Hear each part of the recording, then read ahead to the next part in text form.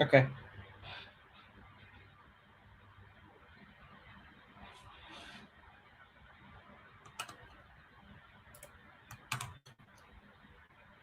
Hi, a little bit about myself. My name's Aaron. I'm a self-taught coder with about 5 years of professional experience now. I'm working as a lead front-end developer at Zeals in Tokyo, Japan. My real skill as a developer is probably JavaScript. Even though I'm the front-end lead, I'm not that great at design.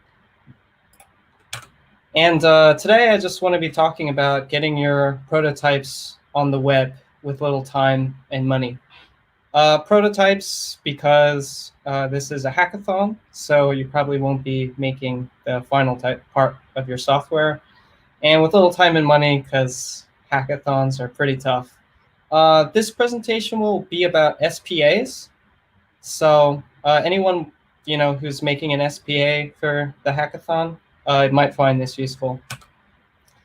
So as a developer a long time, I was just satisfied with developing on localhost. It was easy to get something working on my browser. You'd look up a tutorial and they'd tell you to, install Node.js or Ruby on Rails. And by the way, I just wanted to say that an SPA is a single-page application. It's a kind of web application that mostly just has JavaScript, CSS, and HTML. So anyone who's maybe using React or Vue.js to build out their web application will probably find this presentation on getting on the web useful. So for a long time, I was satisfied developing on localhost. It was easy to get something working on my browser, but after a while, I had a bunch of projects that I would start and I would never really finish. And I found that when I put my stuff on the web, I was able to share them with other people. I was able to use them on myself when I was just on the train looking at my smartphone. Maybe you build like a finance app or something. And I was able to hook up services that required HTTPS. So if you're usually developing on localhost, it's usually HTTP. But when you use these services, it'll be HTTPS. So you can usually do things like OAuth, etc. So I just want to tell everyone out there, don't settle for just, even if you're a beginning developer, even if you don't have any professional experience at all, there's options out there to get your web apps on the internet. So don't settle for working on localhost. You'll be able to progress a lot more if you just get them on the internet and share them with people and use your apps yourself if you just deploy them on the web. So generally, where I want to spend my time when I'm making a new app is, thinking about the idea, actually coding it, getting feedback from other people. But you don't want to. I didn't want to spend too much time getting my project on the web. But in reality, when I would actually try to get my project on the web when I was starting out, is that I would spend so much time trying to get my project on the web. And I had less time to do all the fun stuff, like thinking about what I wanted to be in my app, how I wanted to code it, and getting feedback from other people. And so I would Google around thinking about how to get my app on the web. And I would use services like AWS or GCP or Azure, and I have to spin up a server instance or write a Docker file, worry about configuring ports, and maybe adding Let's Encrypt if I wanted HTTPS. And for a certain part of the process, after it's more than a prototype, all this stuff becomes important. But when you're first starting out with an app, you don't know how much time you really want to invest in it. And it's more important to get your app on the web as opposed to fiddle around with all this stuff at the bottom of the stack. So when you're starting a new prototype, you have an app idea and you want to show it off to people. And you're mostly focused at the top of the stack, right? The browser, the web app that's in the browser, or maybe some server code. And you want to show it to people, so you need to put it on the web somewhere. So ideally, when you're getting your prototype on the web, any solution that you use should be low cost or free, and shouldn't require you to configure so many lower parts of the stack. For example, you don't want to be fiddling around with DNS or updating all these server instances on AWS, etc. And also, ideally, this solution that you deploy your app to should only require you to configure as little as you need to. So for example, if you're just deploying some static contents to the web, you really don't want to be fiddling around with making an HTTP server or something. Ideally, your solution should automatically know what kind of app that you're deploying, and you'll really only have to configure that part of it. So just a disclaimer before I start, this is just from my experience. There's a whole lot of tools out there. There's a whole lot of different software as a service vendors out there where you can deploy your apps, and a lot of stuff that I haven't looked into. And I'm sure if you Google or you ask around, people will give you all kinds of solutions. But this is just what I've found useful. So whatever you do end up using, make sure that it fits your needs. And just remember that every solution is going to have trade-offs. And just in general, what I find is that services that have less configuration usually give you less options. And the more configuration that it requires, you'll have more options. So if you're trying to make something pretty complex, you're going to have to get a little bit into the weeds. But the two things that I'm going to go into aren't going to require too much configuration. So the first solution I'm going to be talking about is GitHub Pages. And GitHub Pages is a great solution if all you want to do is host some static content somewhere. So just your regular HTML, CSS, JavaScript. It's totally free forever. You don't get any database or server with it. So your data will have to come from somewhere else, maybe using the GitHub API or some sort of outside API to get data into your application. And generally, all you have to do to set it up is open up a repo and then put some code in it and then commit to the master branch and you're done. So now I'd like to do a small demo of getting the game 2048 onto GitHub Pages. And I Googled around for 2048 and I found exactly what I was looking for. It's just some static content, and when you open it up in the browser, it allows you to play 2048. So the first thing we're going to do is make our GitHub Pages repo. So in my GitHub, I'm going to start a new repository. And this part is important. You have to put in your GitHub username. And then you have to put in .github.io. And if you put in your username .github.io, GitHub will be automatically configured to when you push some contents to it, it will automatically try to host that static content on a domain called aaronzone.demo.github.io or your username here. So I'm just going to make this public and I'm going to create this repository. And now that I have this repository, I'm just going to go ahead and clone it.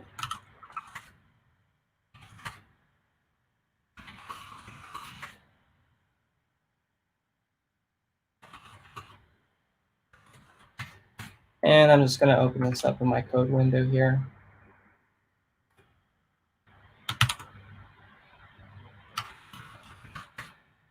And I'm going to add a repo.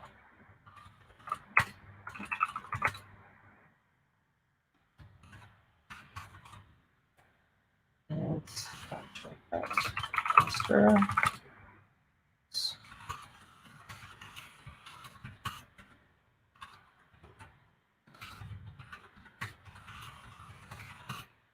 And I'm going to push this up. Oops. I'm going to need to configure a different remote since I'm using a username.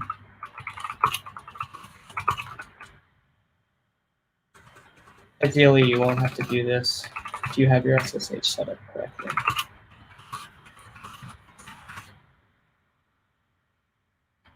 Okay, and then in order to get 2048 in here, I'll just go ahead and grab the code from the author's repository.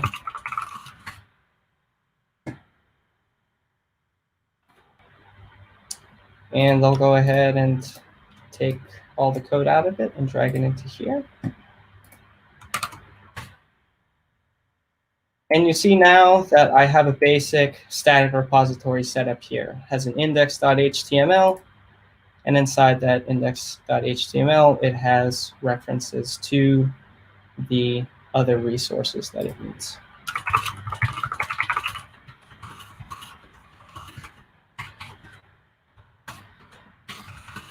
And then I am going to push that up to my master branch. And you see here, if I refresh, that there's a little checkbox here. And if you click on that checkbox, you'll see that it says GitHub page is successfully built. You can even look, and it says that GitHub page has successfully built my site. And so this is my old content here, but this might actually get cached. So I'm going to open this up in a secret window. Sometimes it does take a bit of time for this to deploy.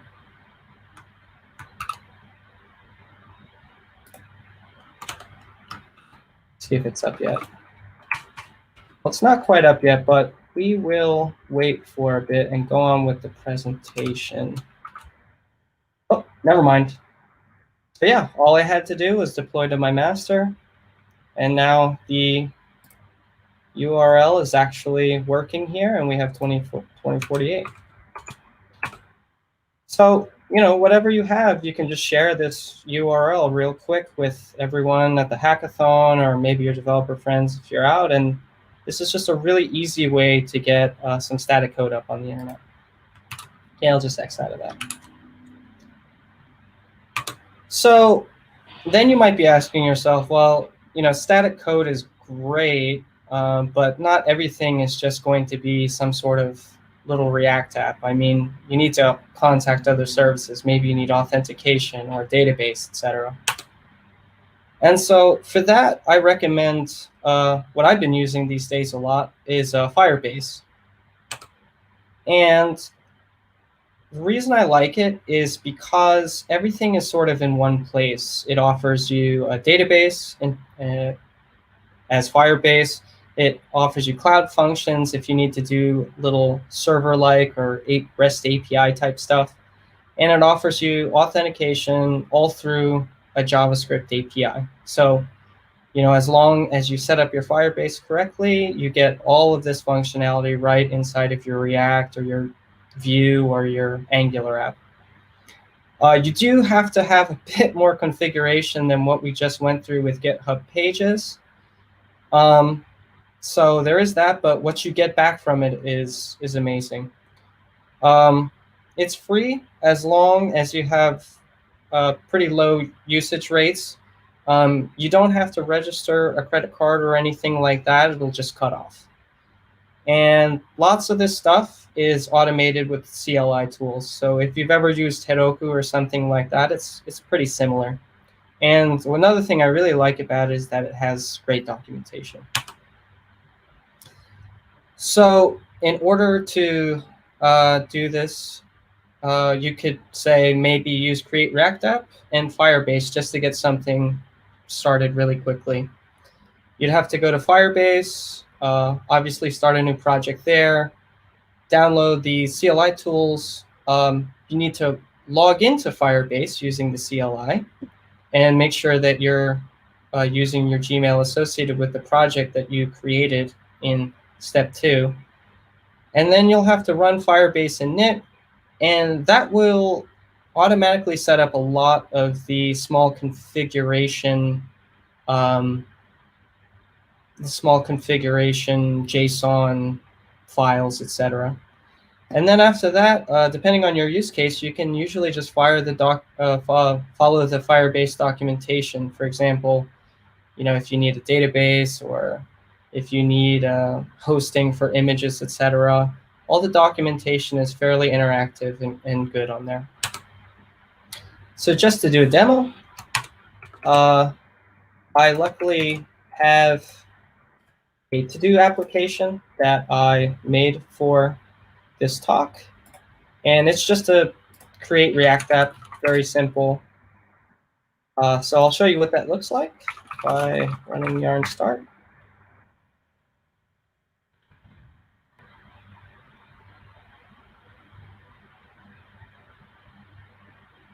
And it's just a small, like I said, I'm not that great at design, but it's just a small to-do app. So right now it says make a demo app, explain Firebase. I haven't done that yet. You can delete, you can add, etc. But perhaps we would want to connect this to-do app to a certain user. Different users will obviously have different to-do lists, etc. So how can we use Firebase to get hooked up with authentication and get some user data coming into our app? So what we can do is use the Firebase CLI tools.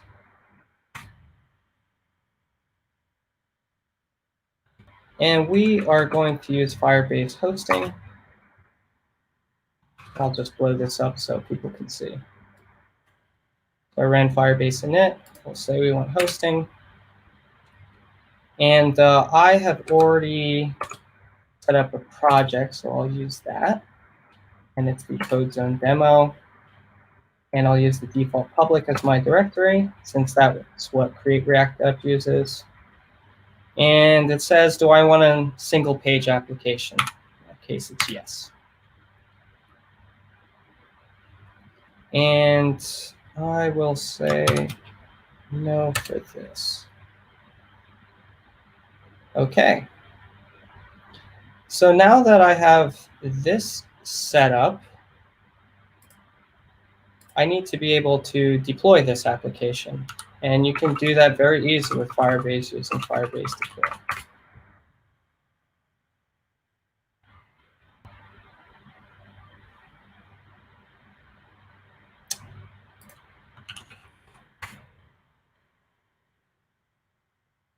And I might actually have to build the project before I deploy it. So let's do that.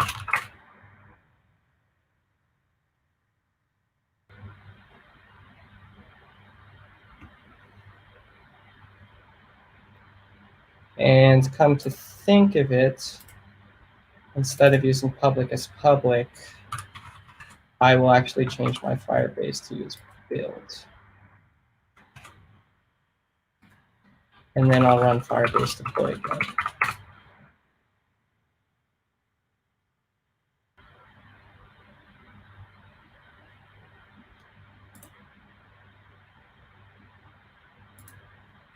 Okay, and if we go ahead and check out that URL, you'll see that our app is already on the web. So Firebase is easy for deployments. Okay, but now we actually want to add authentication to our app. So how do we do that?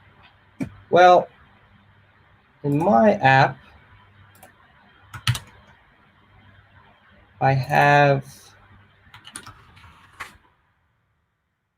this user here. And if the user exists, I'll go to the app. But if the user doesn't exist, I'll go to login. So just to show you what that looks like, I'll just go ahead and do this and run yarn start again.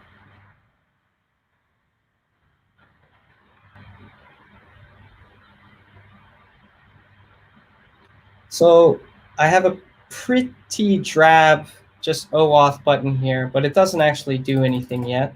But once we hook up Firebase, we'll be able to actually log in with our app and see the login inside of the regular to-do page. So in order to do that,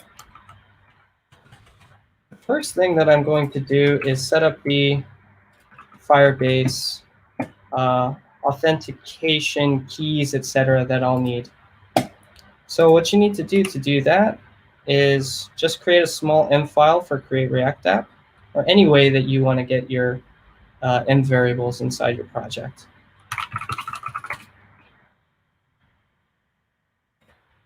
And I already have all my authentication stuff that I need in here. But just to show you where you can find that, Firebase, I've made a project here. And if you click on this little gearbox and go to project settings, it'll actually show you an example of all of the API keys, etc., that you'll need to set up. So I've set up that env file. And the next thing I need to do is to actually have the app log into the Firebase service. So you'll see in my package JSON, I've actually installed Firebase as a dependency here. And what I'm going to do is I'm actually going to create a small React context that will be able to use that Firebase instance.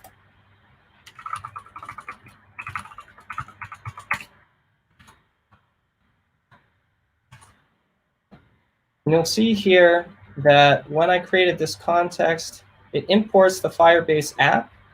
And then we say that we need auth, because we're going to be doing authorization. And then our config just uses all the stuff that we set up in that env file. And then it's just going to use a React context to export all that stuff. And if you want Google OAuth, you'll need to create a Google authorization provider and put that in as well inside your code. So now that we have our Firebase set up, what we're going to do is we're going to create our login page, except we're going to actually hook it up to Firebase. So I'm going to copy paste in some code here. But just to go over the changes, I'm getting the Firebase instance from my React context, and I'm using a use context hook for that. And then I'm going to put in the Google Auth provider that I've created here. And I'm just going to use a small Firebase function called sign in with popup with the Google authorization provider. And you can find all of this on the Firebase documentation, but that is a small snippet. And if everything is successful, then I'm just going to push to the app. Okay. The next thing I'm going to do is I am going to go back to our routes, and I'm going to add a few things. One thing I'm going to add is I'm going to use the React hook for use effect. And basically, anytime that there is a change to the user or Firebase or history, I'm going to use this on auth state changed from Firebase.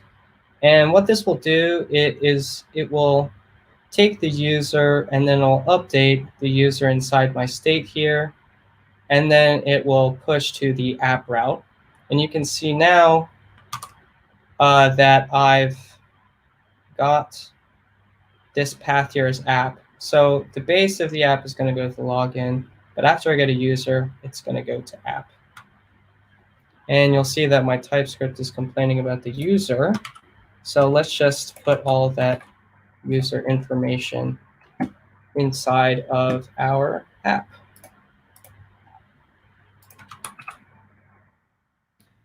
So now here, I have made sure that the user can be added to the app. And if there is a user object, I'm just going to put some small UI here. You can see that the Firebase user has an email and a profile URL. So if you log in with your Gmail, any photo that's attached to that Gmail will be allowed to be used by your app. So let's go ahead and see what this looks like.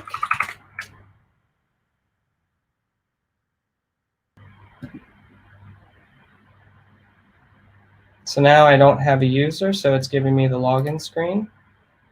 And if I press this button, oops, I forgot one thing, which is when you do authentication in Firebase, you actually have to make sure that you activate that sign-in method. So here I'm going to say Gmail is OK. I'm going to enable that and save it. Okay, so now if I click this login button, it'll say, who do you want to log in with? I use my personal email.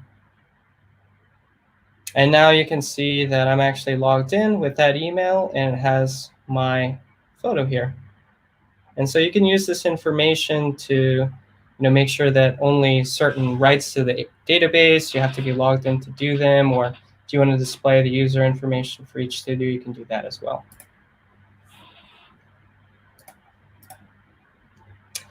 So Create React app and Firebase is great, but if you need a little bit more freedom, some other things you might want to check out are using Heroku or MongoDB Atlas for your database backend. Of course, there's a ton of options out there. So I guess the most important thing to do is just to find what works for you and use it for a bunch of apps and get great at it. So I hope everyone has a great time at the hackathon, and thanks so much for your time.